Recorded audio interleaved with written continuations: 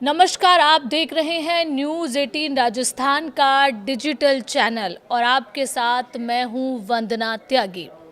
Yemen एक ऐसा देश जहां दुश्मन अब बाहर नहीं अंदर है। जो साथ लड़े वही अब आमने सामने खड़े हैं। सऊदी अरब और संयुक्त अरब अमीरात दोनों एक ही गठबंधन में, लेकिन यमन की जमीन पर गोलियां अब एक दूसरे के समर्थकों पर चल रही हैं। आइए सबसे पहले बात करते हैं यमन के गृह युद्ध की और वो कैसे शुरू हुआ। कहानी शुरू होती है साल 2014 से। ईरान समर्थित हूती विद्रोहियों ने यमन की राजधानी सना पर कब्जा कर लिया। सरकार गिर गई और 2015 में सऊदी अरब और यूएई ने मिलकर यमन में सैन्य दखल शुरू किया सरकार को बचाने के नाम पर। लेकिन ये जंग लंबी होती चली गई। हजारों मौतें, भूख, तबाही और दुनिया का सबसे बड़ा मानवीय संकट।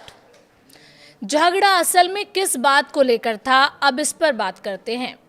समस्या सिर्फ हूतियों की नहीं रही। दिक्कत तब बढ़ी जब सऊदी और यूएई ने अलग अलग स्थानीय गुटों का समर्थन करना शुरू किया। सऊदी अरब अंतर्राष्ट्रीय मान्यता प्राप्त सरकार के साथ था और यूएई दक्षिण यमन को अलग देश बनाने की मांग करने वाले एसटीसी के साथ, यानी एक ही गठबंधन लेकिन जमीन पर अलग अलग एजेंडा। ताज़ा हमला, दोस्त ही बने दोस्त के दुश्मन। अब आते हैं ताज़ा घटनाक्रम पर। शुक्रवार 2 जनवरी 2026 सऊदी अरब के नेतृत्व वाले गठबंधन ने यूएई समर्थित एसटीसी के ठिकानों पर हवाई हमले कर दिए। इन हमलों में कम से कम 20 अलगाववादी लड़ाकों के मारे जाने की पुष्टि की गई। ये कार्रवाई ऐसे समय में हुई जब संयुक्त अरब अमीरात ने हाल ही में यमन से अपनी सैन्य मौजूदगी खत्म करने की घोषणा की थी।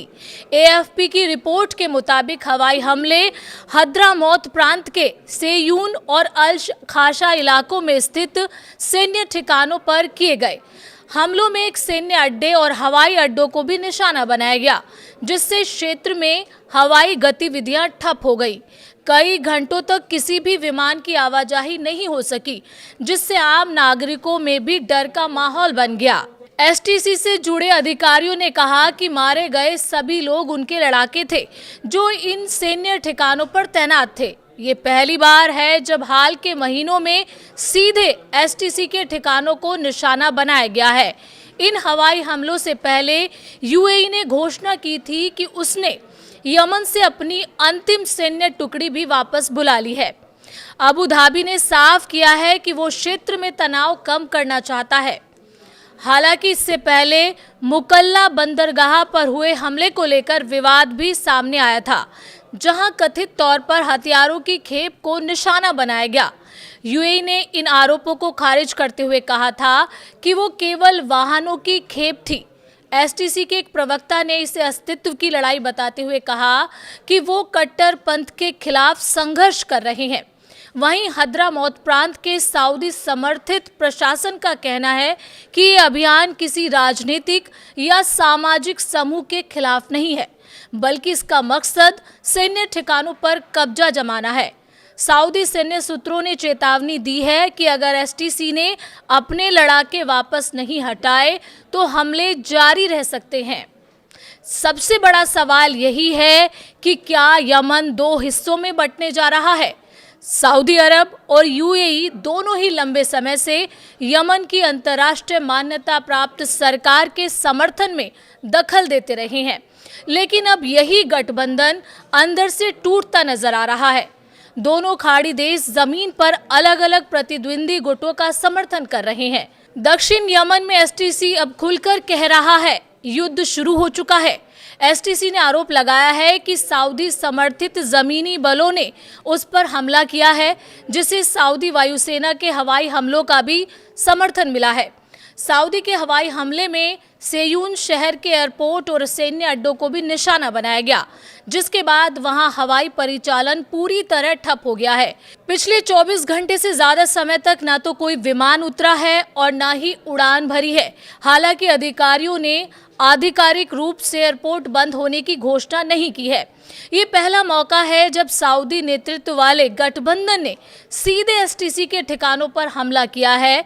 इससे पहले दिसंबर की शुरुआत में एसटीसी ने हदरमौत और मेहरा प्रांत के लगभग सभी इलाकों पर कब्जा कर लिया था, जिनमें तेल से जुड़ी अहम सुविधाएं भी शामिल हैं। उसी के बाद से सऊदी अरब और यूएई समर्थित गुटों के बीच तनाव तेजी से बढ़ा है। इस बीच आरोप प्रत्यारोप का सिलसिला भी जारी है। एसटीसी का आरोप है कि उससे कहा गया है कि ठिकाने शांतिपूर्वक लिए जाएंगे, लेकिन कुछ ही मिनटों में हवाई हमले कर दिए गए। ये हमारे अस्तित्व की लड़ाई है। सऊदी समर्थित प्रशासन का ये जवाब है कि ये किसी समूह के खिलाफ युद्ध नहीं, सिर्फ सैन्य ठिकानों पर नियंत्रण की कार्रवाई है। यमन की जंग अब सिर्फ सत्ता की नहीं, भरोसे की लड़ाई बन चुकी है, जहां दोस्त और दुश्मन की पहचान धुंधली हो गई है।